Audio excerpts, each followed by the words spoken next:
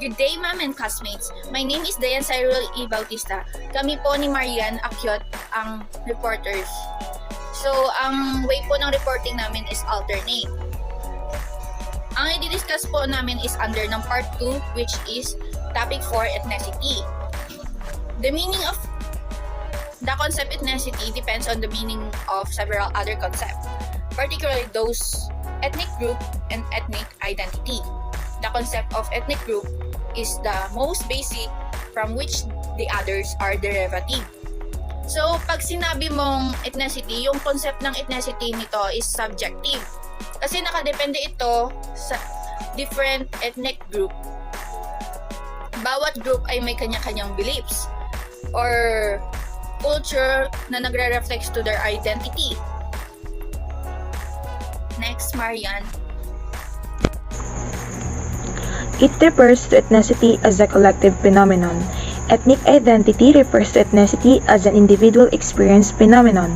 Ethnicity itself is an abstract concept which includes an implicit reference to both collective and individual aspect of the phenomenon. So bakit po kaya sinasabing ethnicity as a collective phenomenon? So when we say po kasing ethnicity, it refers to a social group of person who have same or share a common cultural background, language, religions, or tradition.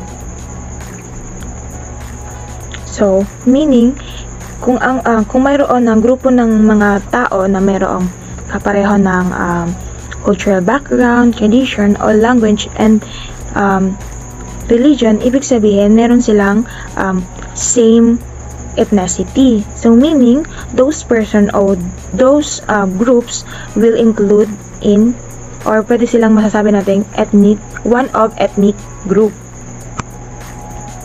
Then collective, because those persons who have same ethnicity ay nagsama-sama na, kaya natawag silang ethnic group. Kaya po sinasabi dito that it refers ethnicity as a collective phenomenon. So next, Ate Dayan.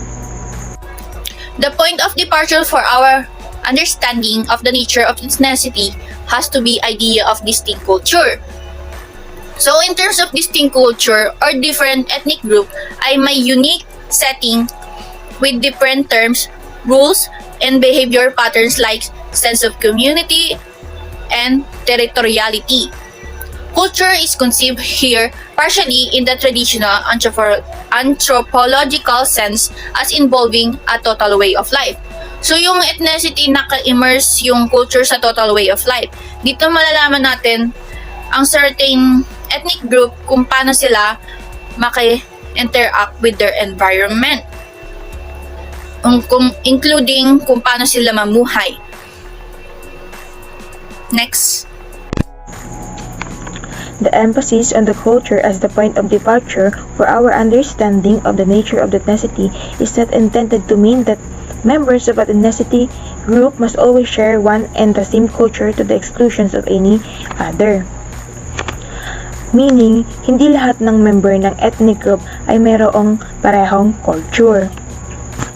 Rather, it is intended to the people who may not share this culture but ina-identify nila yung sarili nila in this ancestral group or in this ethnic group. So, next naman po is ethnic group and ethnic identity defined. So first, we will define ethnic group. Ethnic group refers to a community type group of people who share the same culture or descendants of such people who may not share this culture but who identify themselves with this ancestral group. So, sabi ko nga po kanina, when we say ethnic group, ito po yung mga grupo ng tao na mayroong kaparehong cultural background, language, religion, and tradition. Sa Pilipinas po, meron tayong 134 ethnic groups and yung majority po doon is indigenous people. So, yung mga halimbawa po ng mga ethnic group dito sa Pilipinas, yung isa po nasabi ko na indigenous people, mga Cebuano, Bicolano, at Ilocano. So, next, Ate Dayan. The objective of ethnic group include presence of at least some community, institution, or organization, the fact of having descendants and ancestor, as focus of cultural transmission and identity formation, and the fact that there is a script for cultural behavior in the form of costume, rituals, and preconception which provides the content to culture and its transmission and is manifested in our behavior patterns. So yung cultural life scripts are shared knowledge about personal event expected to be experienced by individuals within a society and used as a framework for life story narration, including articulating culture specific norms, values, and practices in terms which are clear, precise, and accessible to cultural insider and outsider alike. So, ito yung content. Sa Acquiot. So, tapos na nating i-define what is ethnic group. So, next, we will define what is ethnic identity. Ethnic identity can be defined as a manner in which person on account of their ethnic origin locate themselves psychologically in relation to one or more social system in which they perceive others as locating them in relation to those systems. So, for example, you are member in this particular group of ethnic you are member in this particular ethnic group. For example, indigenous people, indigenous ethnic group. So paano mo nasabi na you are part on this indigenous ethnic group? It is because you are a Igorot. So you are Igorot. So ibig sabihin, you are part in this indigenous people because you are Igorot. Igorot, your ethnic group is your ethnic group identification is Igorot. So next, Ate Dayan. By ethnic origin is meant either that a person has been socialized in an ethnic group or that his or her ancestor, real or symbolic, have been members of group. In terms of ethnic origin, ito yung pinagmulan or cultural origin of the person's ancestor. The social system may be one's ethnic community or society at large, or ethnic communities and other societies or groups, or a combination of all these. In other words, through social system like oral tradition, they can pass down the cultural knowledge and information from one generation to next. Next topic is ethnicity compared to race, tribe, clan. Tribe, a social division in a traditional society consisting of families or communities linked by social, economic, religious, or blood ties, with a common culture and dialect, typically having a recognized leader. So, bawat tribe meron silang recognized leader. In terms of tribe, we base on their common culture or pattern of behavior and way of a person in which lives his or her life. Kumbaga yung culture, yun yung nagre-represent to determine kung anong tribe sila belong. Because it ties people together. Next slide, Marian. Race. So, the term race refers to a concept of dividing people into populations or groups on the basis of various set of physical characteristics, which is usually resolved from genetic ancestry. It also refers to a person's physical characteristics such as a bone structure and skin, hair, and eye color. When we say ethnicity po kasi, it is describe the culture of people, while the race, it is focuses on the physical appearance of a person. So next, Ate Dayan. Clan. A clan is a group composed of theoretically related people with possibly legendary common ancestor and some closely affiliated people such as vassals and tenants. A clan is an extended family, usually applying to Irish or Scots. So, in terms of clan, ito yung extended family na ating tinatawag kung saan yung families mo and distant families are related to each other because they have the same ancestor. It includes your parents, siblings, cousins, uncles, and so on. For example, yung kapag may reunion kayo, kasama doon yung mga relatives mo na tinatawag naming Ensina clan. Katulad ito ng Irish and Scottish clan. The Scottish clans were originally extended networks of families who had loyalties to a particular chief. But the word clan is derived from Gaelic clan, meaning literally children. Next, Miss Acquiot. So, ethnicity, however, refers to a cultural factors, including nationality, regional culture, ancestry, and language. We already discussed the meaning of ethnicity. So, I think po, you have already have a knowledge and thoughts what is ethnicity. So, next, top most superior ethnic groups in the world. When people discuss globalists or the elites, they often seem to refer to individuals and corporations rather than the entire countries. This is understandable since national groups in their entirety should neither be blamed nor cherished for what the most powerful person have carried through. So, nasa ibaba po yung list ng countries or ethnic groups na kasama sa top 10 most superior ethnic groups. So, first, of course, the Chinese, Jews, Americans, Indians, Saudis, Germans, Japanese, Russians, French, and Italian. So, bakit ba sinabing na they are the most superior ethnic groups in the world? It is because they have the money, military, capacity, culture, and politics. So next topic is ethnic conflict. Ethnic conflict is a form of conflict in which the objectives of at least one party of defined in ethnic terms and the conflict, its antecedents, and possible solution are perceived along ethnic lines. The conflict is usually not about the ethnic differences themselves but over political, economic, social, cultural, or territorial matters.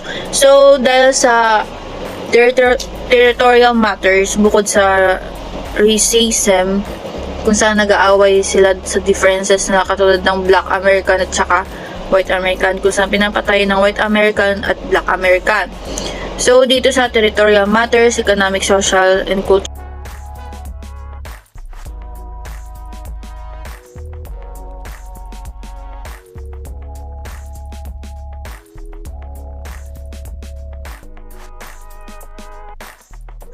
So, ethnic conflicts are often accompanied by gross human rights violations such as genocides and crimes against humanity, and by economic decline, state failure, environmental problems, and refugee flows, and violent ethnic conflict leads to tremendous human suffering. So, kung meron tayong country versus country, meron naman tayong ethnic group versus ethnic group. So, kaano man yung nangyayari sa labanan ng digmaan ng mga bansa ay ganoon din sa ethnic conflicts. They are both same when it comes in violence. So meaning kung anong nangyayari sa bakbakan ng mga bansa, ganoon din sa ethnic groups. So bakit nga ba nagkakaroon ng ethnic conflicts? Pwedeng dahil sa politika, pwedeng dahil sa economic or religions, or individual conflicts, or ethnic group positions in the society. So, what is ethnic cleansing, Miss Acquiot? Cleansing. So, ethnic cleansing has been defined as the attempt to get rid of members of unwanted ethnic group in order to establish an ethical, homogeneous geographic area.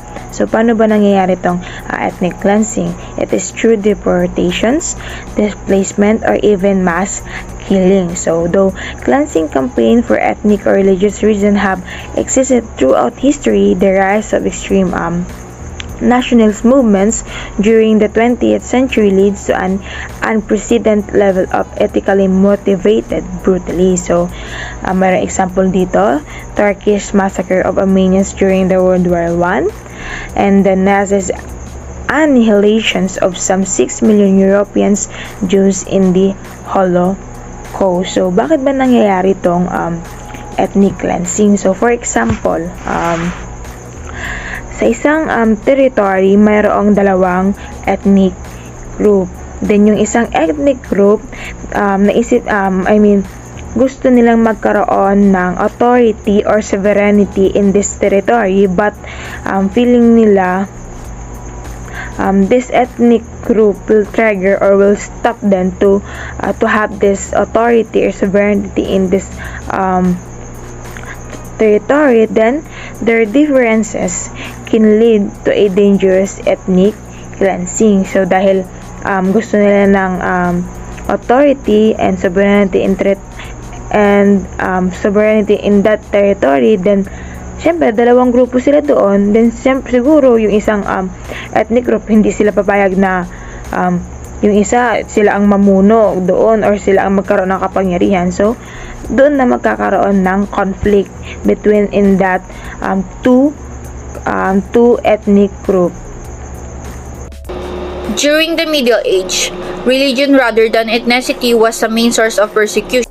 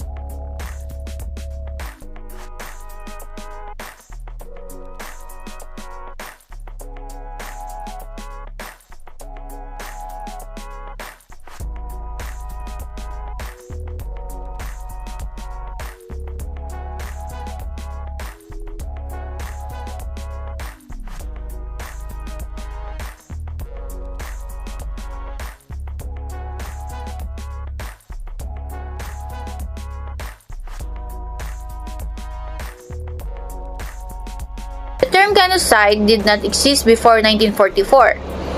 It is a very specific term referring to violent crime committed against groups with the intent to destroy the existence of the group. Katulad ito ng racial killings or massacre, since genocide is defined as the deliberate killing of number of people from a particular nation or ethnic group with the aim of destroying that nation or group. Human rights as laid out in the U.S. Bill of Rights or the 1948 United Nations Universal Declaration of Human Rights concern the rights of individuals. This convention established genocide as international crime, which signatory nations undertake to prevent and punish. Next slide, Miss Acquiot. So, na-discuss na ni Ate Dayan kung ano nga ba yung genocide. So, paano ba nating masasabi kung yung actions or yung crimes na ginagawa ng isang grupo, sa isang grupo ay genocide? First, killing members of the group, kung pinapatay nila yung mga members ng kabilang grupo. Causing serious bodily or mental harm to a members of the group, kung nagkakos ba sila ng violence or distractions or kung sinasaktan ba nila or pinapahirapan ba nila physically and mentally yung isang members ng isang grupo, deliberately inflicting on the group conditions of life calculated to bring about its physical distractions in whole or in part, imposing measures intended to prevent births within the group, forcibly transferring children of the groups to another group. Thank you for watching and listening.